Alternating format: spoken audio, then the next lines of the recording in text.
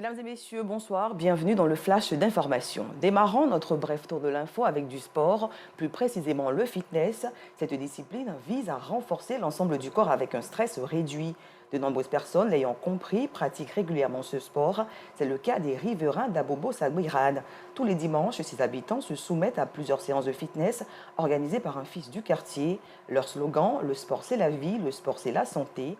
Notre reporter Clarisse Kanyala a passé une séance en leur compagnie dans la commune d'Abobo. Son reportage complet dans le 19h30.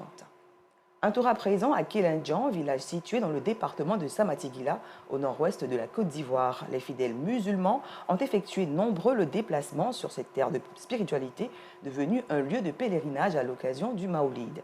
Un rassemblement qui a d'ailleurs enregistré la présence de l'ensemble des cadres du Denguélé. Nous sommes garés par Gassorokone de Madangui. C'est devenu un lieu de pèlerinage pour les fidèles musulmans à l'occasion du Maoulid, fête marquant la commémoration de la naissance du prophète de l'islam, le prophète Mohammed. Cette année encore, ces fidèles ont effectué nombreux le déplacement malgré l'état périlleux de la route pour rallier Kelindjan, terre de spiritualité située dans le département de Samatigila, au nord-ouest du pays.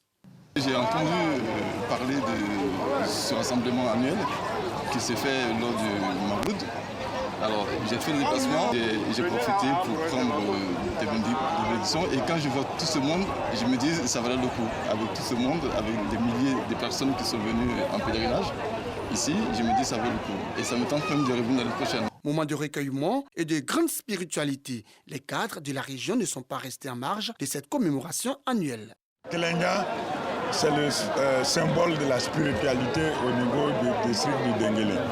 Et nous sommes heureux que chaque année, il y a un engouement de plus en plus fort pour que, effectivement, cette rencontre-là puisse permettre d'apporter tout ce que nous attendons.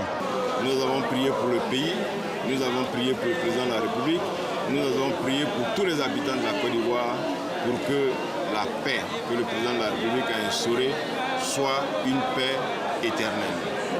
Et notre souhait, c'est que ce pèlerinage qui est institué puisse continuer et qu'au-delà d'une génération, que l'islam perdure dans cette région et que nous soyons le poumon des bénédictions pour la Côte d'Ivoire et pour la paix dans ce pays. Ce grand rendez-vous spirituel qui est à sa 26e édition a permis aux talibés de Cheikh Mathieu Bouaké Samassi, guide religieux de Kelindjan, de réciter plus de 500 000 fois le Daloï Kairat, prière spéciale sur le saint prophète de l'islam.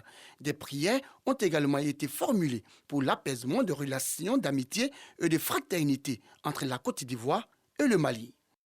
À l'international, la première ministre française, Elisabeth Borne, entame aujourd'hui une visite de 2 jours en Algérie. Objectif, donner une impulsion nouvelle et concrète à la réconciliation amorcée en août dernier par Abdelmadjid Tebboune, président de l'Algérie, et Emmanuel Macron, le président français. Ce premier déplacement à l'étranger est très stratégique pour la première ministre française. Accompagnée de la moitié de son gouvernement, Elisabeth Borne a débuté son voyage par des gestes mémoriels, comme l'avait fait le président Emmanuel Macron lors de sa récente visite. Posons nos valises à présent au Lesotho où se déroulent depuis vendredi dernier les élections législatives. Les résultats sont toujours en cours d'annonce, mais un parti célèbre déjà sa victoire.